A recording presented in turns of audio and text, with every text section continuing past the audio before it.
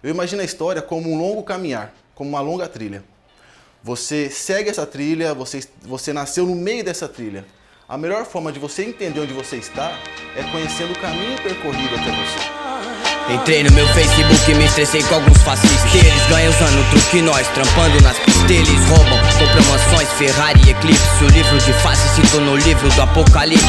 Aperta na sinopse pra ver o estrago que esses corruptos causaram onde nós habitar. Se não entende o que eu falo, nem palpitar. Só de pensar que minha filha é criança, a minha Esse período, na minha opinião, da história do Brasil recente, acho que é o período... Ele é um período chave até para a gente entender o que acontece hoje. O golpe militar ele não ocorreu de uma hora para outra.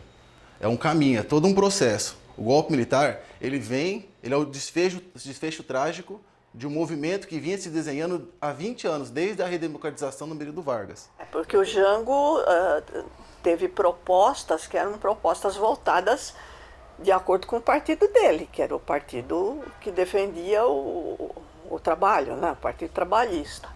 O anúncio das chamadas reformas de base, isso vai levar a uma preocupação maior, né? Principalmente dos representantes aí, do agronegócio, né? do grande empresariado, de que o governo radicalizasse nas suas medidas à esquerda. Então essas reformas propostas hoje, elas têm o sentido de regressão dos direitos dos trabalhadores, regressão nas condições de vida, de trabalho. Haja vista aí a reforma trabalhista que foi feita, a reforma da Previdência que os caras querem fazer, aumentar o tempo de contribuição, dificultar o acesso do trabalhador à aposentadoria, né? Então, esse tipo de reforma não tem nada a ver com as reformas propostas lá na época do João Goulart, né? Na época do pré-golpe. Essas eram reformas de avanço de direitos. A reforma tributária, a reforma universitária, a reforma bancária, a reforma urbana, muito interessante, porque naquele momento já as cidades, né, já demonstravam vários problemas que nós enfrentamos hoje de maneira bastante profunda. Então, a reforma urbana e a reforma agrária, né, que foi, na verdade, digamos assim, o grande elemento que colocou esses setores progressistas, né, em oposição aos setores conservadores e reacionários, porque, como eu falei, o que juntava em torno desse grupo reacionário conservador eram as antigas e as velhas oligarquias. A proposta de uma reforma agrária, que seria importante, perdeu totalmente seu sentido pela defesa dessa propriedade, né? Que, na realidade, era a propriedade daqueles que tinham o poder, que tinham muitas terras, os latifundiários. Então se propunha a reforma agrária, a distribuição das terras, se propunha uma maior distribuição de renda, né, a taxação das grandes fortunas, leis, dispositivos, né, legais que dificultavam a remessa de lucros para o exterior, a criação de determinados monopólios estatais em áreas da economia. Enfim, eram propostas de reformas que visavam democratizar a sociedade brasileira, né? Derrubar um pouco o pico da pirâmide, né? O João Goulart tentou buscar por diversas vezes o diálogo com esses setores conservadores, né? Chamando atenção para a necessidade que era que o Brasil incorporasse todas as pautas, né? Porque não são pautas comunistas, mas são pautas de soberania, são pautas progressistas, são pautas democráticas, né? Fazer com que o Congresso Nacional discutisse isso.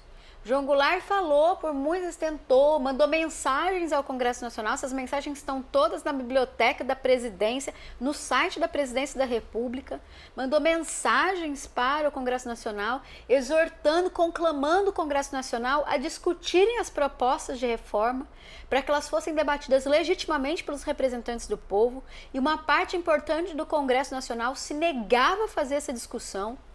É muito importante a gente lembrar do papel do Congresso Nacional no golpe. Era uma preocupação crescente que o Brasil, ainda mais o Brasil, que é um país-chave dentro da geopolítica da América, não desencambasse para não se tornasse uma nova Cuba, né? E a reação das elites foi, né, foi imediata, né? Isso as reformas de base eram um limite que não se podia ultrapassar de forma alguma. Há uma corrente, uma corrente muito pouco legítima, mas que falava que o golpe de 64, instituído pelos militares, foi um contragolpe, né? O que é absolutamente, do ponto de vista da ciência política, da sociologia e da história, é errado dizer, porque não há nenhum elemento historiográfico que demonstre que existia uma tentativa de golpe por parte do João Goulart e dos grupos os quais se reuniam em torno dele. Havia uma tentativa, sim, de aprofundar a democracia brasileira, fortalecendo as instituições e fortalecendo as organizações da sociedade civil. Quando se desenhou um golpe da esquerda? Nunca. Mas a direita, basta ter uma sequência, é histórico, basta ter uma sequência de derrotas nas urnas que ela parte para o golpismo. Esse setor conservador, ele dá resposta mobilizado pelos jornais, né? Então tem aquela capa, né, do Globo, né, denunciando o governo, principalmente depois do comício da Central do Brasil, né, que o Jango fez, denunciando, convocando as senhorinhas católicas, né, e tal, defesa da família, de Deus e não sei o quê. Aquilo foi uma reação, né? Então, convocada, sim, pelos meios de comunicação, atrelados à elite nacional, que não tinha interesse nenhum na equalização da sociedade brasileira e principalmente vinculados aos interesses do imperialismo norte-americano.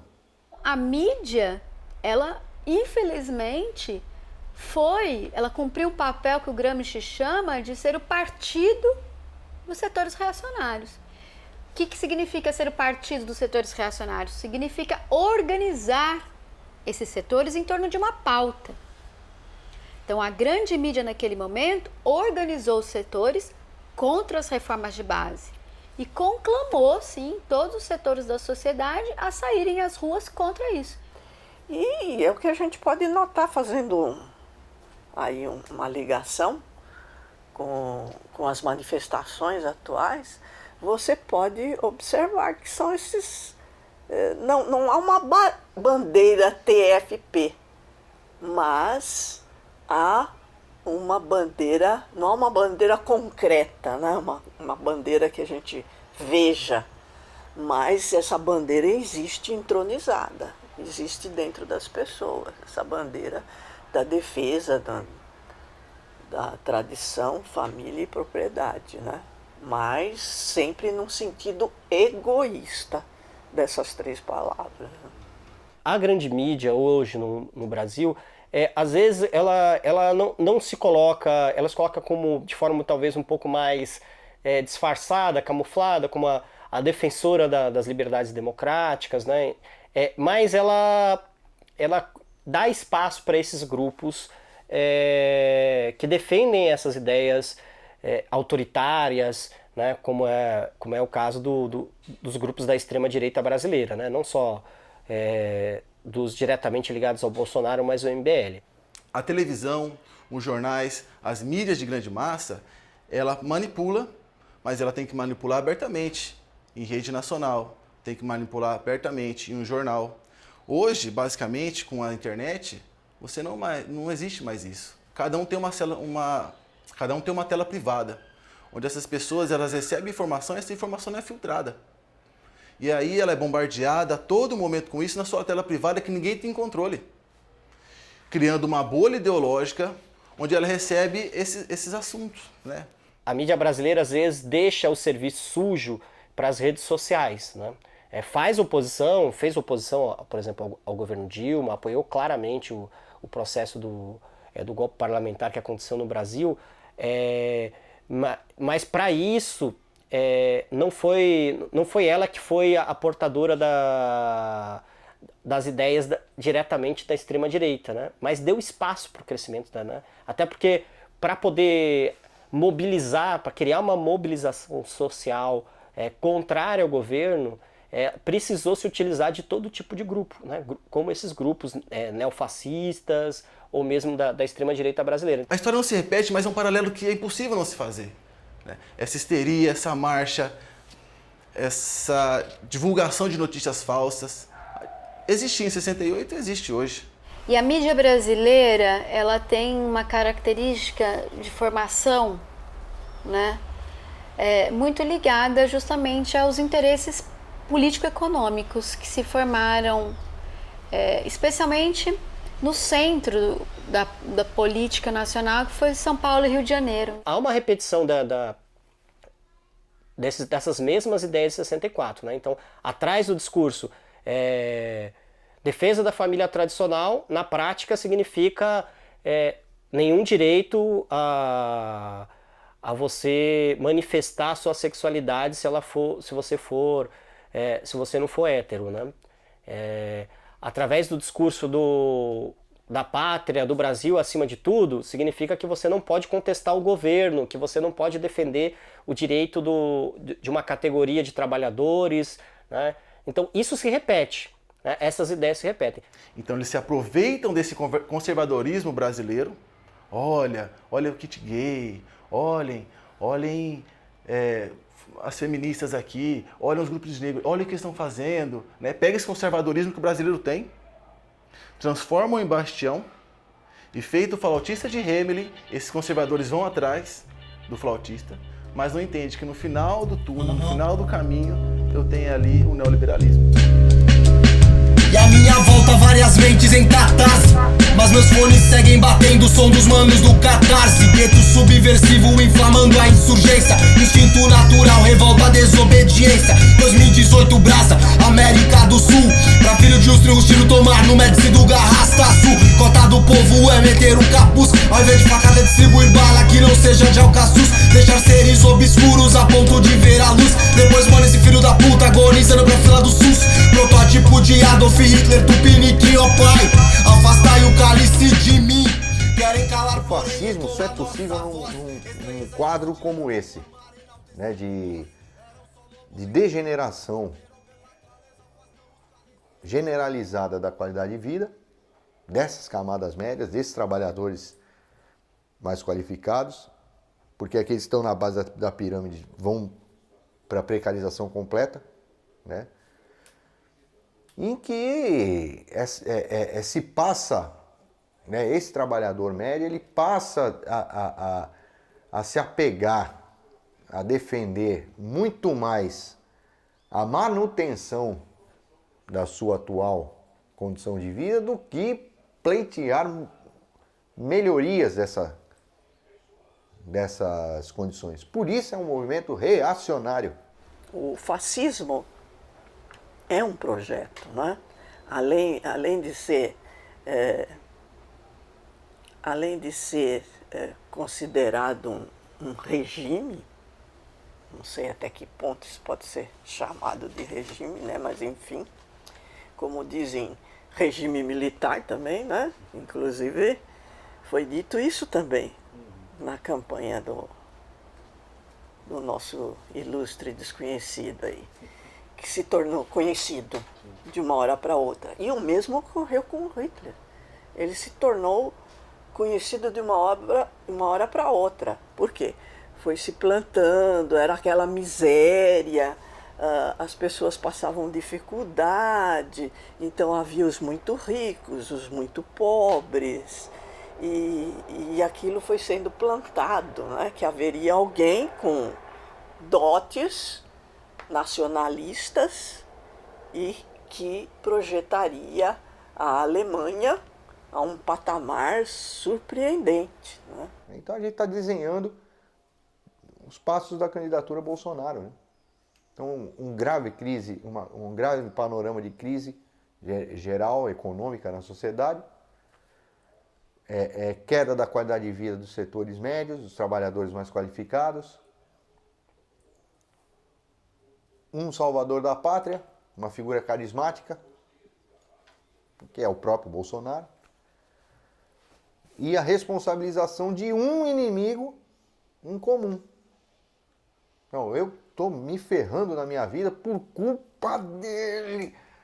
Quer dizer, que é o PT, que é a esquerda. Qual é a diferença do bolsonarismo pro movimento fascista histórico, né? O movimento fascista da Itália, o nazismo alemão? É que Bolsonaro ainda não conseguiu ter bandos armados organizados como tinha o Mussolini e o Hitler, né? Ainda. Mas hoje é uma coisa mais dispersa, né? Não há a gente não consegue identificar de forma tão clara, né? Os camisas amarelas ainda não fazem parte de uma organização, né? Mas estão agindo, né? A gente vê a torta e direita acontecendo. Então, mas pode ser que isso se torne uma realidade no Brasil depois do Bolsonaro, que comece esses grupos, porque quando as ideias da ultradireita, do neofascismo começaram a ganhar terreno, muitos grupos que estavam escondidos, que tinham vergonha de colocar suas ideias para fora, as suas ações, se sentiram moralizados à vontade para poder cometer as maiores barbaridades. Imagina num governo do Bolsonaro. Então, assim, o risco é muito grande. Portanto, não há nada por trás do Bolsonaro. Está tudo muito claro, né? Assim como estava na Alemanha. Às vezes a gente tem um mito de que o que tinha por trás na Alemanha? Não tinha nada por trás. O que existia por trás do Hitler? Nada. Nada. Estava tudo muito claro. Como está tudo muito claro hoje, né? Então a gente não tem que ter medo de dizer o que as coisas são, né? E nem de pensar numa possível, sabe a teoria da conspiração? Né? Não há teoria da conspiração. Há uma articulação política entre diversos grupos da sociedade que usam as regras do jogo democrático, né? E podem transformar e legalizar essa criminalização, essa exclusão de uma parte da sociedade brasileira. Então, não sou muito adepta do que... O que tem por trás? Não tem nada por trás. Não tinha na Alemanha, dos anos 30, né? E não tem hoje no Brasil, de 2018. Ele não.